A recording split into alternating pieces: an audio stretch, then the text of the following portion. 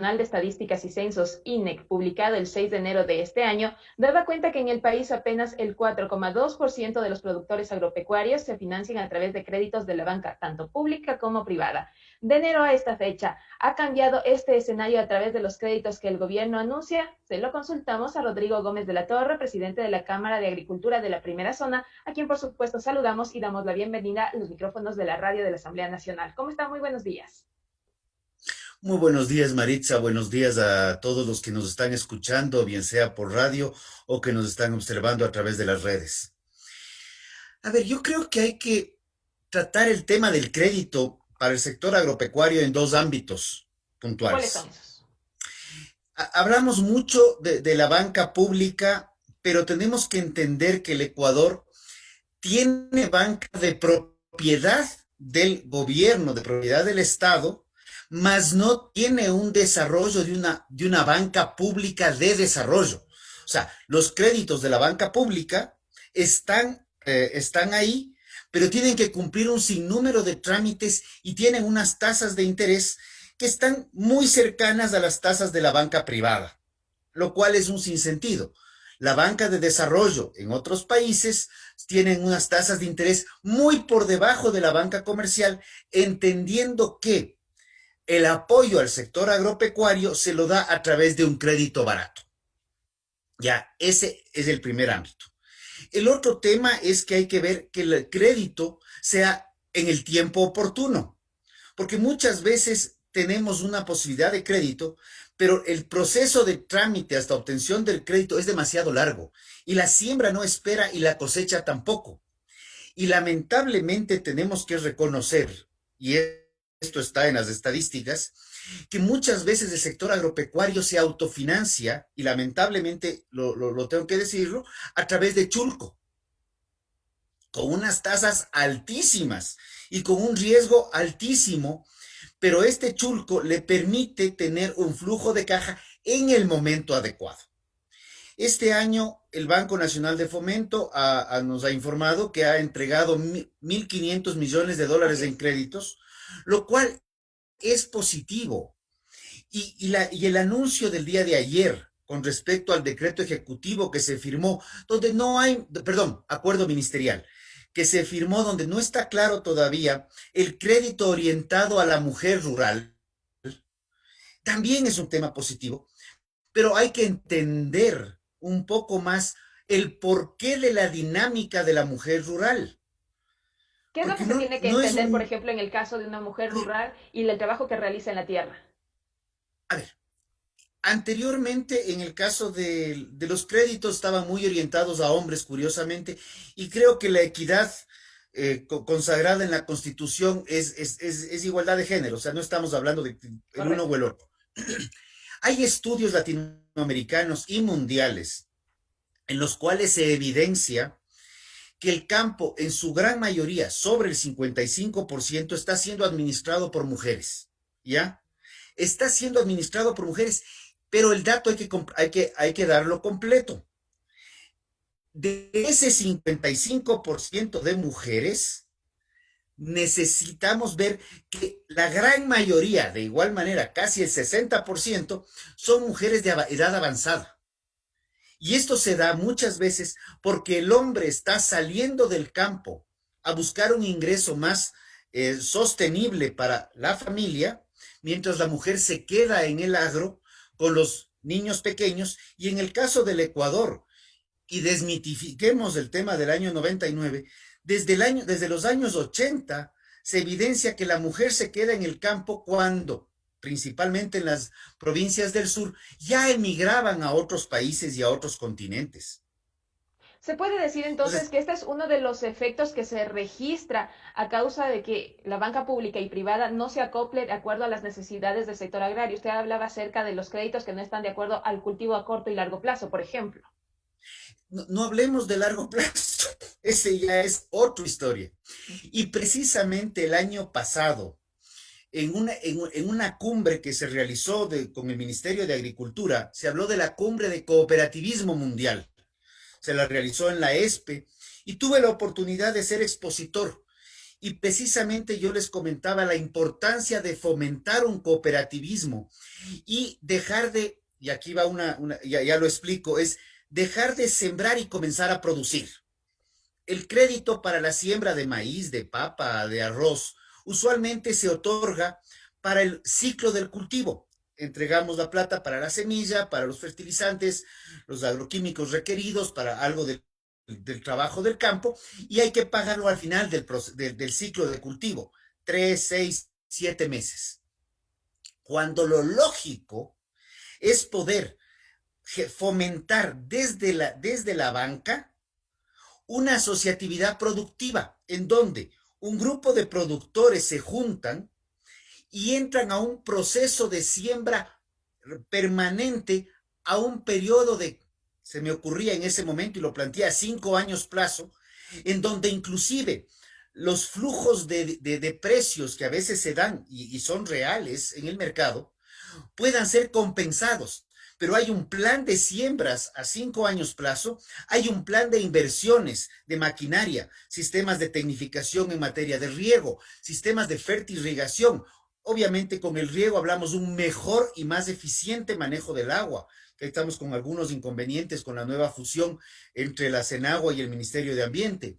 Pero buscar la eficiencia productiva y, ¿por qué no? Si ya estamos pensando, y el ejemplo que yo daba era de papa, si ya estamos pensando en una siembra y entrar a producir papa en una planificación a 5 años plazo, ya no solamente estamos pensando en sembrar, cosechar y vender, sino en sembrar, cosechar, clasificar, enfundar, poner el peso y el precio justo y poder generar compromisos hacia consumidores finales, sean estos industriales o no, para el mediano y largo plazo, donde el productor también, por eficiencia de productor, se garantiza un precio en el mediano y largo plazo. Y no pasamos los vaivenes de mercado que son muchas veces muy bruscos en muchos productos, ¿Y por pero qué no se son ha podido reales en concretar la la. idea, no solo en el producto de la papa, sino que sean en todos los productos para que tanto los productores medianos y pequeños se puedan agrupar y beneficiarse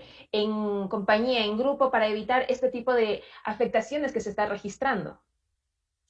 Que a través del crédito fomentemos la asociatividad Eso es lo que les impide y, ahorita. en este instante no existe, y desincentivemos la individualidad.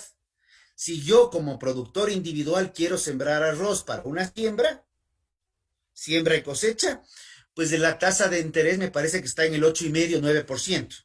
Si yo como asociación de productores de arroz entramos en una planificación a 5 años plazo, como hay una mayor certeza, dentro del crédito inclusive podría estar la implementación de una apiladora y de silos para poder, como asociación, poder entregar al consumidor final.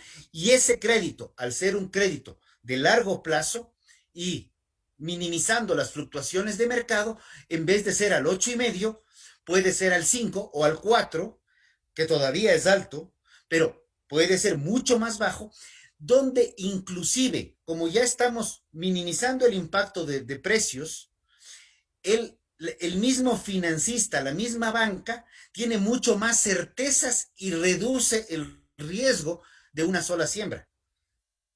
Que ese es Estas, un tema que hay que trabajarlo. estas Pero esto lo incidencias de tienen las, los ministerios, ¿ah? estas Esta incidencias, información la tienen. Estas incidencias de las que usted nos estaba mencionando han incrementado durante esta época de pandemia, se han manifestado en menor medida. ¿Cuál ha sido la situación que se ha podido registrar durante esta época, tanto en el sector agrícola como ganadero?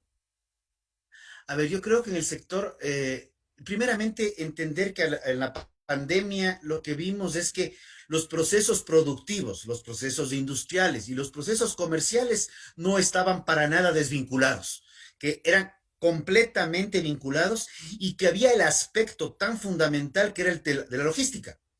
Los productos tienen que salir de alguna forma de la finca para llegar a la industria o para llegar a los mercados.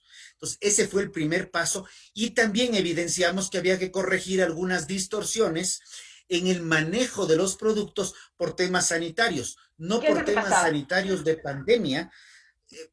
veamos el caso de Quito y el mercado de San Roque, pues, el mercado de la Ofelia, el mercado de el mayorista, que realmente había un tema sanitario que se evidenciaba antes de pandemia. Luego nos preocupamos de la parte sanitaria de no transmitir el virus, pero el manejo de alimentos tiene que cumplir ciertas reglas básicas. Este proceso en los primeros meses se dio de manera un poco accidentada por el tema de los salvoconductos, pero muchos eran procesos de siembra que habían venido dándose de tiempo atrás. Y en esto implica también la leche. Ya para el mes de mayo, ya habían pasado 60 días y para los cultivos de ciclo corto, ya los problemas logísticos de lo que tenía que ver con insumos, reparación de maquinaria, lubricantes, combustibles no se paró, pero las lubricantes sí hubo limitaciones. Ya comenzaron a bloquearse y las productividades se tendieron a reducirse y las resiembras también se mermaron un poco.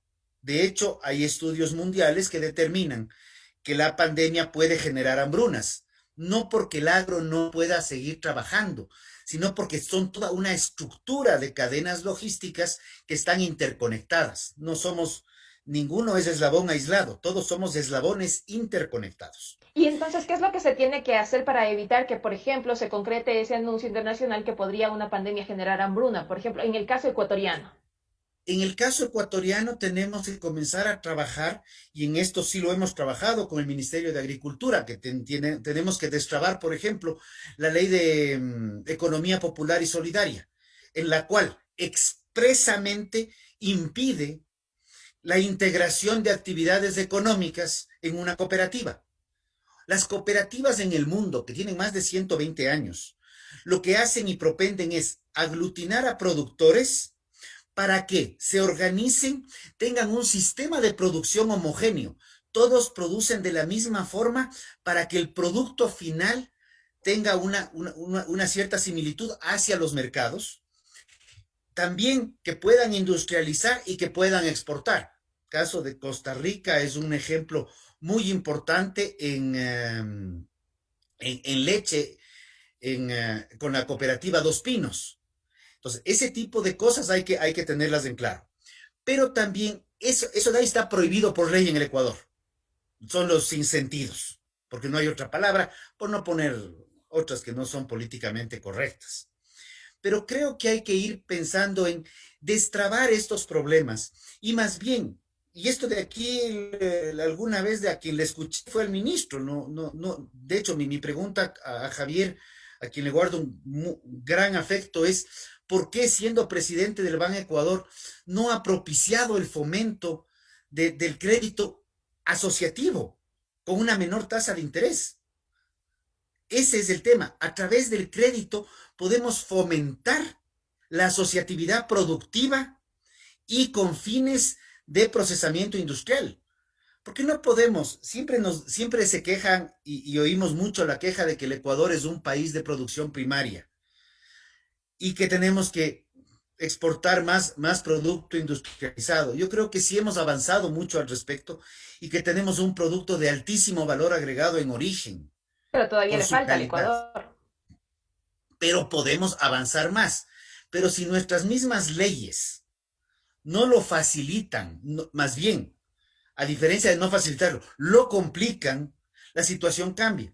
Entonces, el tema de facilidades para un crédito productivo y como digo yo, la diferencia entre producción y siembra de mediano y largo plazo para integrar procesos productivos, yo creo que es lo adecuado. Y no desconocer que en esta pandemia, nuevamente, porque no es la primera vez, nuevamente el Ecuador demuestra que tiene una vocación agroproductiva importantísima y de agroexportación. Ya lo demostró en el 15, ya lo demostró en el 16, ahora en el 20 lo vuelve a demostrar cuando más o menos el 60% de las exportaciones totales salen del sector agropecuario. El Y yo gobierno creo que decía esto es que se importante. incrementó un 9% en el tema de exportaciones agropecuarias durante esta pandemia. ¿El dato es correcto de acuerdo al conocimiento que usted tiene, de acuerdo al sector? Realmente es interesante porque en algún momento con la gente de la Solo tengo un Federación minutito. Ecuatoriana, no, veíamos que los datos habían subido. Y es correcto, porque se comenzó a destrabar el mundo, se reactivó el planeta y el Ecuador puede exportar más. Ese es el tema aquí. Tenemos que pensar en la producción orientada al mercado y tenemos que pensar en sistemas de crédito que fomenten la asociatividad y el cooperativismo, no el individualismo. Son las 8 de la mañana con un minuto. De esta manera nosotros queremos agradecer a Rodrigo Gómez de la Torre, presidente de la Cámara de Agricultura de la Primera Zona, por los datos que nos ha proporcionado a propósito de los créditos tanto que se están otorgando de parte de la banca pública como privada y las necesidades que tiene el sector agropecuario de nuestro país. Muchísimas gracias, señor Gómez de la Torre. Maritza, ha sido un gusto y un gusto a todos los quienes nos han escuchado el día de hoy. El gusto también para nosotros. Son las 8 de la mañana con un minuto. Usted escucha Voces en Acción, la esencia de la información.